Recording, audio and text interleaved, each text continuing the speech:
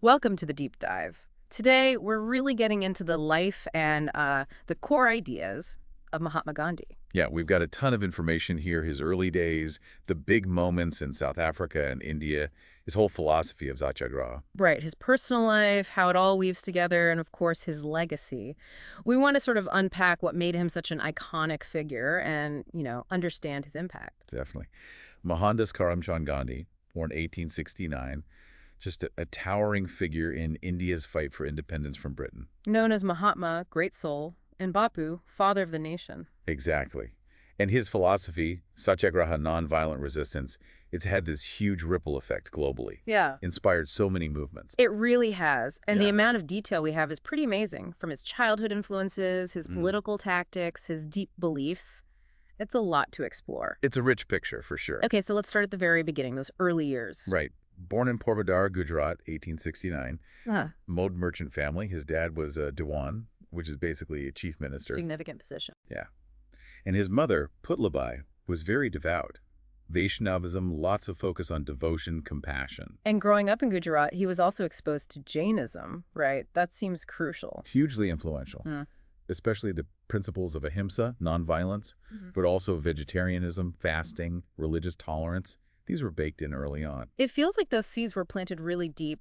How did those specific Jain ideas, maybe beyond just nonviolence, show up later? Things like non-attachment. That's a great point. The Jain idea of paragraha non-attachment probably fed into his later focus on simple living, letting go of material stuff as discipline, as resistance. Makes sense. And maybe even Anekantavada, the idea that truth has many sides, perhaps, that influence his openness to different faiths later on. Interesting connection. Okay, he also married young Kasturba Mukherjee at 13, 4 sons. Yes, and then the move to London to study law. That was partly driven by a vow to his mother, wasn't it? No meat, no alcohol. Right, but it wasn't just about keeping a promise, was it? He seemed to really embrace vegetarianism intellectually there. Totally. He got genuinely convinced.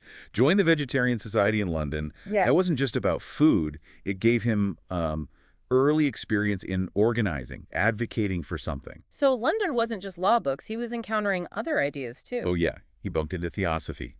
This movement, exploring Eastern religions, universal brotherhood, broadened his horizons And the Bhagavad Gita became important then too. profoundly. A key Hindu text on duty, action, devotion.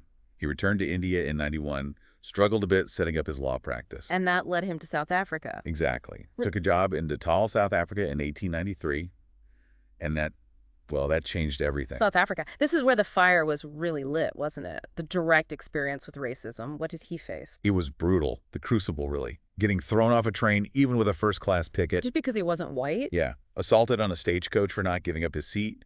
Denied hotel rooms. It wasn't just isolated stuff, it was the system. Yeah, that's just awful. How did that immediately start shaping his response?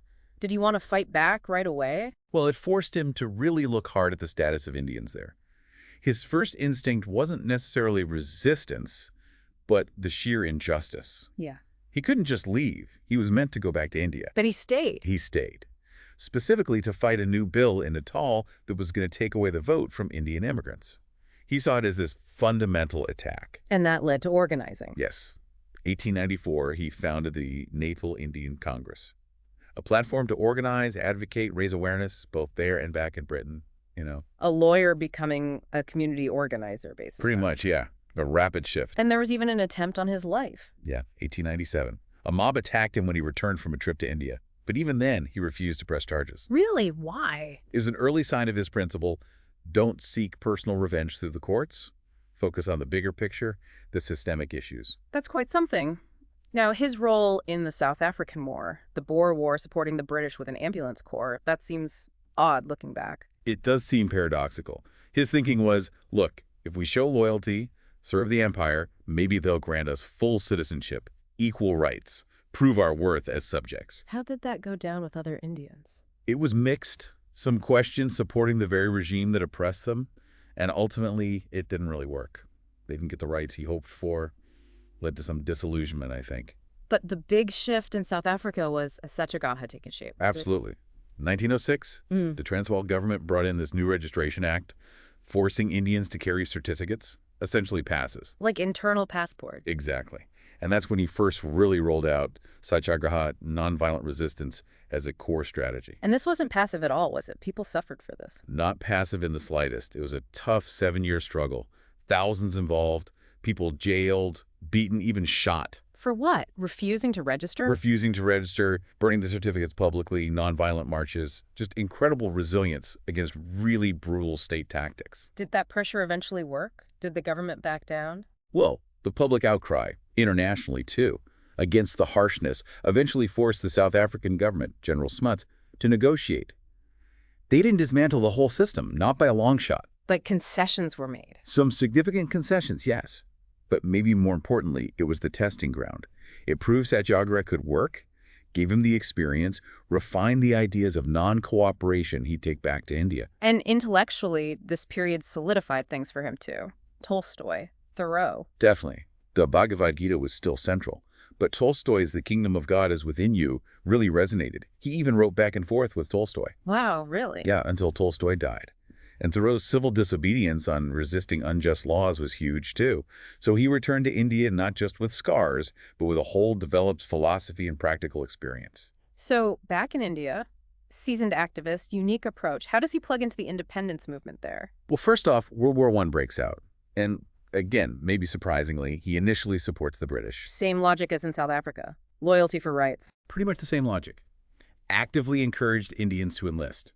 He also connected with Gopal Krishna Gokhale, a big figure in the Congress Party. A mentor figure. Yeah, Gokhale helped him get the lay of the land, Indian politics, public sentiment, the key issues. And his first big campaigns in India came soon after, 1918. That's right. Champaran in Bihar and Kedah in Gujarat.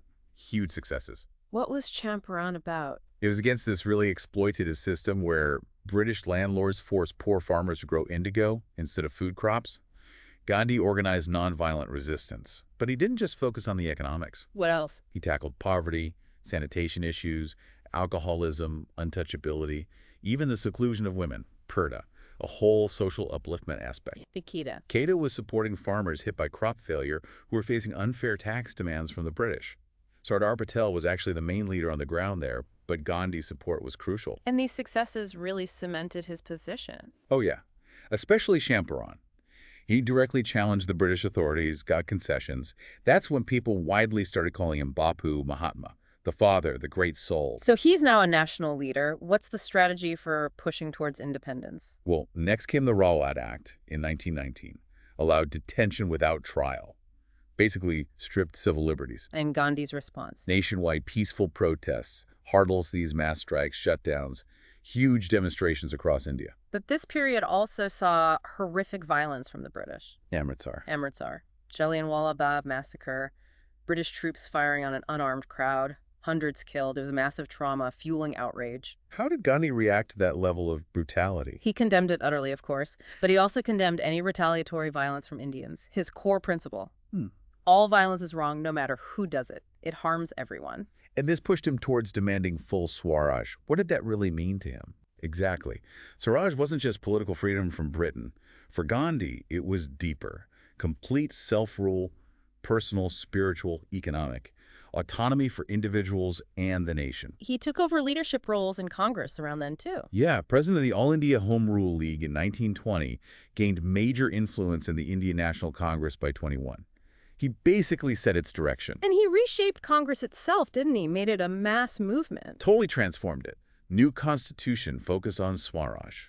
Opened up membership to ordinary people, set up local committees, turned it from an elite club into a genuine national party that could mobilize millions. And Swadeshi, boycotting foreign goods, became central, especially khadi, the homespun cloth. Hugely central. Boycott British goods, especially textiles. Make your own cloth khadi. He urged everyone to spin yarn using the charkha, the spinning wheel. It was economic, but also deeply symbolic, right? Absolutely. Economic self-reliance, hitting British industry, yes, but also a symbol of national pride, unity, dignity, and labor. The spinning wheel became the emblem of Congress. It was a really broad non-cooperation program he pushed. Oh, much broader than just boycotts. Boycott British schools, courts, government jobs, refuse to pay taxes, give up British titles and honors. It was about withdrawing consent from the whole system. But then Chara happened in 1922, a violent incident.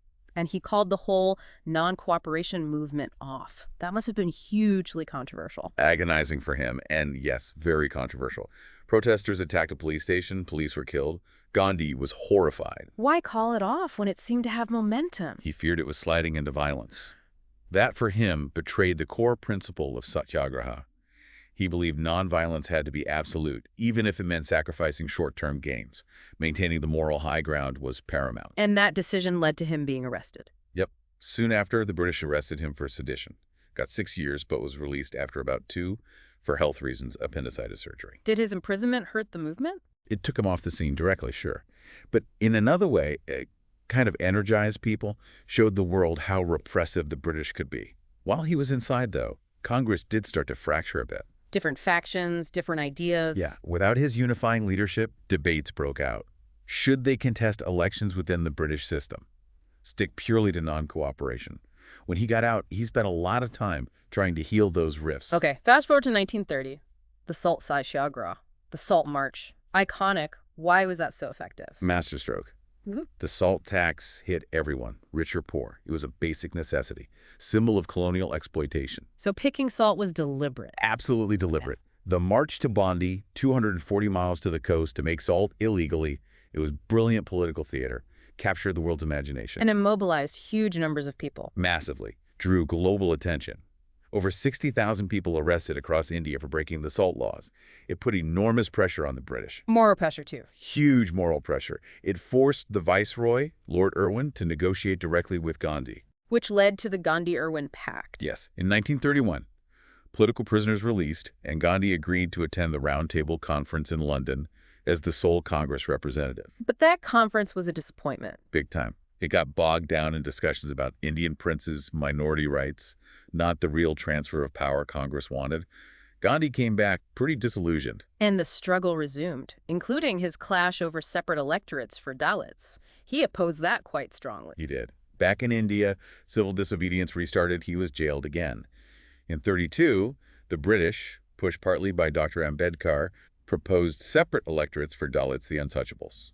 Why did Gandhi oppose that? Ambedkar was fighting for Dalit rights. Gandhi feared it would permanently divide Hindu society. He thought it would weaken the nationalist movement and hinder the fight against untouchability itself. He wanted integration, not separation. So what did he do? He undertook a fast unto death while in prison, a 6-day fast. It put immense pressure on everyone and led to the Pune Pact. What was that? A compromise. Instead of separate electorates, it created reserved seats for Dalits within the general Hindu electorate.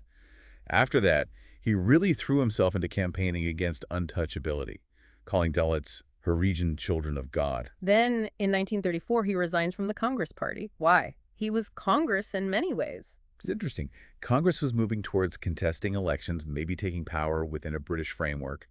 Gandhi wasn't totally against it, but he felt his towering presence might be hindering the party's own evolution. Hindering how?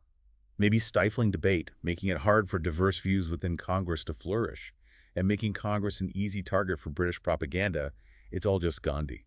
He wanted the party to stand on its own feet more. But he came back later, just as World War II was starting. Yeah, he returned to a more active role around 1936. When WWII began, his stance was clear. India couldn't fight for democracy abroad while being denied it at home. No immediate independence offered by Britain? No. So Gandhi's demands escalated, which led to the Quit India movement in 1942. Quit India. A very direct demand. His most forceful call yet. Immediate British withdrawal? It sparked massive protests, but also massive arrests. Gandhi, the entire Congress leadership, locked up. Was the movement crushed? The British suppressed it quite harshly, yes. But it was seen as the final nail in the coffin for British rule. It showed the depth of Indian determination.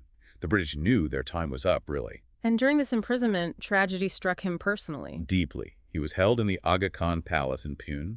While there, his wife Kasturbai passed away, and his longtime secretary, Mahadev Desai. Huge personal blows. He was released early due to his own failing health. Then comes independence. But tragically, alongside partition, Gandhi was totally against dividing India, wasn't he? Vehemently against it. He urged Congress to reject the British plans in 1946 that hinted at partition, the grouping of provinces by religion. He saw the danger. But the Congress leadership eventually accepted it. Why? It was incredibly difficult. Communal violence was escalating drastically. There was a real fear of full-scale civil war between Hindus and Muslims. Leaders like Nehru and Patel felt, tragically, that partition was the only way to avoid even worse bloodshed and actually get independence. So Gandhi had to concede. How did he cope with that? He never accepted it in his heart, argued against it till the end, but faced with the political reality, the risk of more violence, he had to acquiesce. The Muslim League, led by Jinnah, was adamant about Pakistan. And on Independence Day itself, no celebrations for him? None. August 15th, 1947, he was in Kolkata, mourning the division, trying desperately to stop the horrific communal riots that broke out. A heartbreaking time for him. Throughout all this political turmoil, what was his day-to-day personal life like? It seems so intertwined with the struggle. Completely intertwined, always traveling, often with Kasturbai, staying in ashrams he'd founded or with supporters. In Delhi, often at Birla House, famously lived for a time in the Bangi colony, the sanitation workers area, to be closer to his anti-untouchability work. Always active, always engaged. Always. Wrote thousands of letters, constantly experimenting with his diet, studying religion, philosophy, guiding the ashrams, mentoring followers. It was all one life, really. And then, just months after independence, the assassination, January 1948. Such a shock. January 30th, 1948, on his way to evening prayers at Birla House, shot by Nathram Godse. Who was Godse? Why did he do it? A Hindu extremist linked to the Hindu Mahazabha group. He blamed Gandhi for being too weak, too accommodating to Muslims, particularly angry about the financial settlement India agreed to pay Pakistan after partition. Godse was caught. Yes. Godse and a co-conspirator were convicted, later executed. Gandhi's last words are believed to have been, "Hey Rama, oh God," a final spiritual utterance. Let's go back to Satyagraha, his core philosophy, truth force, soul force. What did that really mean in practice? It was way more than just politics. It was a whole life philosophy. Holding on to truth, Satya, through nonviolent means, ahimsa. It wasn't about defeating the opponent, but converting them. Converting them how? Through empathy, through love, and crucially, through willingness to suffer yourself, rather than inflicting suffering. He saw it as this powerful moral, spiritual force. Applicable to politics, yes, but also to personal life. Yeah, and he really pushed back against calling it passive resistance. Strongly. Passive sounded weak, like inaction. He insisted Satyagraha was active, dynamic, even heroic. It took incredible courage, inner strength, to resist injustice non-violently, to face violence without retaliating. It was active moral confrontation. You mentioned the key components: truth, nonviolence, self-suffering. Let's break those down. Truth first. Right, Satya. He talked about relative truth, the truth we can grasp and pursue in our daily lives through honesty, experimentation, and absolute truth, which he basically equated with God. Satyagraha is the relentless pursuit of relative truth as the path towards the absolute. And nonviolence, ahimsa. More than just not hitting someone. Oh, much more. It's non-harm in thought, word, and deed. It's the fundamental means to find truth. It requires believing in the oneness of all life, cultivating compassion, love, selflessness, fearlessness. It's an inner state as much as an outer action. And self-suffering, tapas, that sounds quite intense. It's not about seeking pain for its own sake or becoming a hermit. It's about willingly accepting suffering when you stand for truth. It's a way to touch the opponent's conscience, show the depth of your conviction. Like fasting. Fasting is a prime example. Yep. It shows your love, the strength of your belief, by taking the suffering onto yourself. It purifies you and, hopefully, melts the opponent's heart. And his own personal practices, diet, celibacy, silence, dressing, they seem like living embodiments of these principles. Exactly. Vegetarianism wasn't just diet, it was ahimsa. Simple living, minimal diet, self-control, non-attachment. Celibacy, brahmacharya, adopted at 36, was about redirecting energy from sensual desire to service and compassion. The weekly day of silence. Mauna, for inner peace, reflection. A Hindu tradition.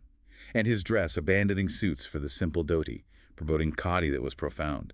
Solidarity with the poorest, economic resistance, a symbol of self-reliance. His views on religion were also quite layered, weren't they? He was Hindu, but critical. Deeply Hindu, but yeah, very critical of flaws like untouchability, the caste system.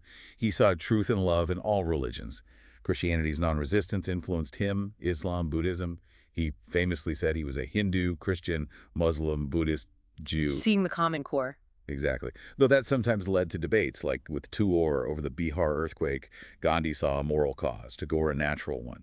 Different ways of seeing the world. It's still kind of amazing he never got the Nobel Peace Prize. It really is. Nominated 5 times between 37 and 48. Never got it. The Nobel Committee even expressed regret later. Maybe politics, maybe they didn't fully grasp satyagraha back then. But the influence is undeniable. So many leaders cite him. Huge influence. Time magazine's runner-up for Person of the Century, Martin Luther King Jr., Mandela, the Dalai Lama, they all point to Gandhi, these children of Gandhi. India has the Gandhi Peace Prize, his face on the currency. Statues worldwide. Yeah. The movie Gandhi was massive. Philip Glass wrote an opera, Satyagraha. His presence is still felt. Of course, like any major figure, he's faced criticism too, especially more recently. Absolutely. And it's important to look at that.